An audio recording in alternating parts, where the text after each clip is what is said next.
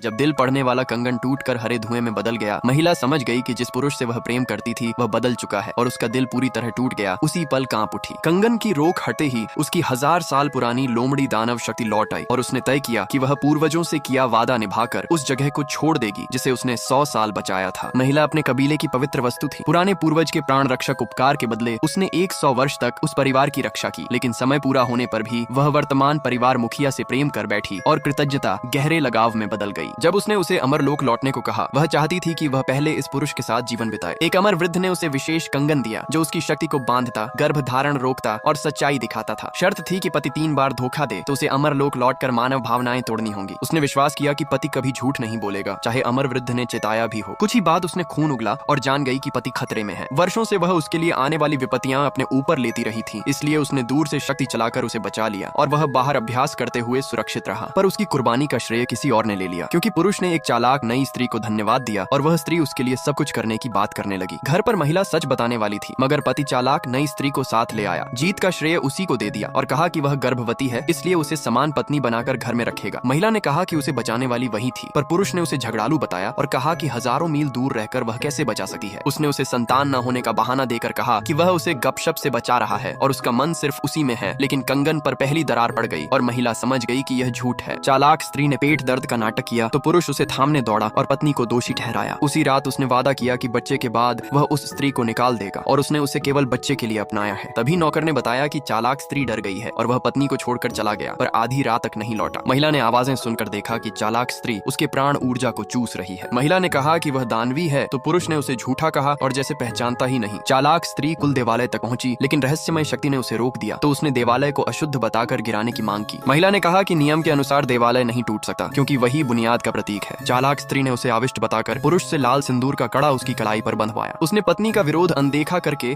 जबरन बांध दिया और उसका 9 पूंछ वाला असली रूप प्रकट हो गया। अगले दिन देवालय टूट चुका था और पुरुष ने बहाना बनाया कि वह पुराना था। तभी कंगन पर दूसरी दरार आई। महिला जान गई कि एक और धोखा हुआ तो नाता खत्म होगा, फिर भी वह उसे अपवाद मानना चाहती थी। उसी रात एक पुजारी कमरे में घुसा और उसे मारने आया और महिला समझ गई कि उसे चालाक स्त्री ने भेजा है। कंगन दबाता था, इसलिए वह पूरी तरह नहीं लड़ पाई और आड़ू लकड़ी की तलवार से घायल हुई। तभी पुरुष आया और पुजारी को भगा दिया। उसने शपथ ली कि वह किसी साजिशकर्ता को नहीं जानता और जानता तो टुकड़े कर देता। लेकिन महिला ने देखा कि कंगन धीरे धीरे घुल रहा है और उसका काम पूरा हो चुका है। उसे भीतर से लगा कि उसका मोह टूट गया है और अमर शक्ति लौट रही है, इसलिए वह भारी कदमों से कुल देवालय की ओर चली और 9 पूंछ लोमड़ी की मूर्ति टूट गई। उधर पुरुष को भी पता चला कि पुजारी को चालाक स्त्री ने भेजा था और नौकर ने मूर्ति टूटने की खबर दी तो वह भाग कर आया। महिला ने कहा कि उसने 100 साल की समृद्धि और शांति देकर कर्ज चुका दिया है और 3 बार धोखा खाकर वह जाग गई है और अब मानव लोक के सच्चे प्रेम के भ्रम से नहीं बंधेगी।